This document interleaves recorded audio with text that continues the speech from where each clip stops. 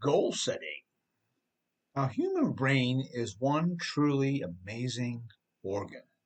Do you know that our brains cannot consciously or subconsciously imagine anything in our minds that we can't attain and achieve in real life? Over the years, I have found this statement to be absolutely true. However, what is also true is that the lack of human willpower, perseverance, and resolve can crush, destroy, and trump any dream or goal that our brain envisions. Our grandiose daydreaming thoughts are in a constant tug of war game with our human willpower and spirit. Emphasis bar here says setting goals for ourselves is an essential component in order for human beings to achieve and grow, resulting in a fulfilling life. Many people give up on setting goals because they are tired of not achieving what they set out to do. Let's face it, life can beat us down. This cycle of disappointment is quite frankly making us feel bad about ourselves. A large majority of us choose not to set goals so we don't have to face our toughest critic, the face in the mirror. The goal of this chapter is to get everybody back on the right track, and I trust this valuable insight and information will help us all change our behaviors. Tom Hopkins, one of the world's greatest personal development trainers, sums up goal setting and success in this paraphrased sentence: a successful life is the continuous journey towards chasing predetermined, worthwhile, achievable goals. I have found this to be a genius statement, especially the part where it mentions continuous, meaning that the behavior of goal setting never ends. We will discuss this topic right now. Have we ever known anyone that worked their entire life and passed away less than 2 years after their retirement party? We all have, haven't we? I guess sitting at home watching TV all day long wasn't the fruit and nectar that the flower of life wanted after all. George Burns, the famous American comedian from the early days of television, always preached that he would live to be 100 years old. He sure did, and died 7 weeks after his 100th birthday party. Hats off to him. He made it to his goal. Didn't set a new goal to live to 101, which is the key to goal setting. On the other hand, maybe he thought he'd achieved enough in life and his goal was to move on to the afterlife. So maybe he did set a new goal. Most of us will never have the opportunity to know how we feel about things when we have lived for over a century. I have another emphasis bar. It says goals, goals, goals. We must set them. On our journey through life, we must set goals. If we don't, we will find ourselves stuck in one place going nowhere. Here is a synopsis. What if we went to a train station and asked the ticket master to sell us a ticket? Let's give the ticket booth attendant a made-up name of an old fictional friend of mine, Mr. Clive Pfeffentotter. Sounds like an interesting individual, doesn't he? I get the impression he is immaculately groomed. Mustache? Absolutely. Bow tie? You bet. Now, our friend Clive would probably be stumped on what to do next if he didn't know where we were going. Clive has to type in a specific destination so he can price and print up our ticket, right? In our example here, we would remain standing foolishly at the ticket booth until we tell Clive something. Sounds obvious. Nevertheless, this is what some people do in real life. They operate in a state of no destination. And before they know it, 5 years have passed by and they are still living in the same apartment complex, going nowhere, standing still. This type of person chooses to set no goals and has the personality of just going with the flow. with no ambition and usually subscribes to the one day at a time philosophy.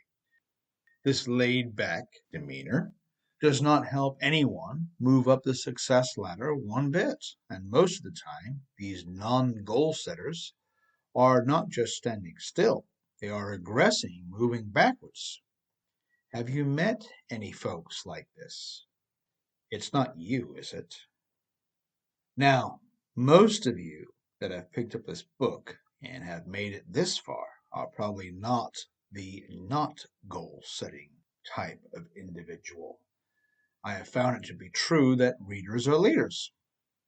If we already set goals, this next section will help us turn up the motivation, recommitment, and conviction to refresh ourselves on how we can become even better goal setters than we are now. In my opinion, I have discovered that the first thing we need to do once we have set a goal is tell everybody in our social circle what we are about to do. Don't keep the secret to yourself. Tell everyone around us. Why must we do this? Well, it makes us accountable for our commitment and vision. Every time we speak about our goal, we in turn speak it into existence. A self-fulfilling prophecy, so to speak. This advised thought process puts us on the spot, though. Why? We can't not do the task now because we have just told everyone. However, some think differently instead, and self-talk in a way saying this: I don't want to tell anyone what I'm thinking about doing just in case I don't make it or if I quit. Why do we do this? For our own protection, right? We are trying to avoid feeling foolish or embarrassed. Understandable, but it is this avoidance of fear of failure that keeps us from striving towards our goals. It should be the other way around. We must change our mindset and use the fear of failure to push through and achieve our goals, motivated by not wanting to have to tell our friends that we didn't make it. Use our fear to our advantage and the reason why we won't fail, why we must not fail. I have an emphasis bar here. It says the fear that we feel is actually the fuel of determination that we need in order to achieve our goals, not the other way around. When we are striving towards our goals, we must never give ourselves a way out. We must block off all options of not achieving our goals. The more options that we have, the less likely we will achieve our goals. Our path and options, however, can be creative and not just one road to victory. We can get to our finish line in many different ways. If one path does not work, we can change our strategy and try a different way. We never give up on the goal, only change the way that we are going to get there if necessary. The word try is a goal killer. What does try mean? Some people think, well, I will try a little bit, but if it doesn't work out, I'm okay with that. I say to this, no, no, no. You never give yourself a way out. Get the word try out of your vocabulary. This nasty word only conditions our brain into failing rather than into achieving. Change the phrase, I'll try, to I will going forward, and it will create a different outcome for us. I assure you. Look out for dream stealers. Unfortunately, they're out there. These are the people that don't want you to achieve your goals. We have all met them. People that will give you 1,000 reasons on why your vision won't work. People that don't want you to have more because it will make them look like they have less. Folks that know a lot about everything, but in their life, ironically, they have achieved nothing. Jealous folks that are envious when other people have nicer things than they do. Set a goal and tell everyone, but beware, you will meet the dream stealers. Ironically, the most negative dream stealers are usually found within our innermost circle and family, people that we actually respect and love. This kind of puts us in a rough spot, thinking we don't want to make our family members feel bad because we lead a successful life and have nicer things than they do. Or, working the other way, we don't want to have to turn to the people that told us our plan wouldn't work and ask them to lend us a couple of bucks if we failed on our dreams. How embarrassing. We'll have to hear, I told you so, and when are you going to listen? On occasion, the heaviest resistance that we encounter on our journey towards striving to be a better person are usually from the very people that will benefit the most from us achieving our goals, such as our spouse, our kids, or our parents. Isn't that crazy? One would think they would be the most encouraging. Being influenced by dream stealers is the number one reason why people give up on their goals. Would you like to know the antidote to the dream stealer's negativity? It's no secret. Go out and achieve your goals. Their opinions will be silenced. I have an emphasis bar. Showing a dream stealer that we have achieved our goal is like daylight to a vampire and kryptonite to Superman. They hate the fact that we are showing our achievement to them. As we set goals, we must make our goals quantitative with a specific number or date attached to it. The familiar response, I'm just going to do my best, that we have all heard, is a wishy-washy cop-out. Our short-term goals need to be specific with a timeline. For example, by the end of the year, my credit cards will be paid off, and I will have $500 in my savings. Or, in 4 months, I will have my real estate license. I have an emphasis bar. It states, we can always extend the deadline of our long-term goals. The vision of achieving our goal never goes away. Only the date of the specified deadline changes. When we are discussing long-term goals, the finish line can be pushed back by ourselves, the goal setter. But the ultimate goal of fruition never goes away. If things don't work out in the time that we originally envisioned, then we can set a new deadline. We are in control. If we die never achieving our long-term goals, that's okay. We will die with self-respect and respect from our peers and loved ones. Are you ready to learn about the wildest thing about chasing goals? Let me pose a question to you all. Do you think if we set a goal and encountered no obstacles whatsoever, that this notion would increase our chances of hitting our goal or decrease our chances of achieving our goal? One would initially think encountering no obstacles would help us achieve our goal, more than not. But the answer is that it would hurt our chances of hitting our goal. There are a few explanations to this. One of them is answered by our level of intensity and resolve. If things are going a little too easy for us, we drop into a not so intense state, causing a lack of vigor and determination necessary to pull ourselves across the finish line. 2.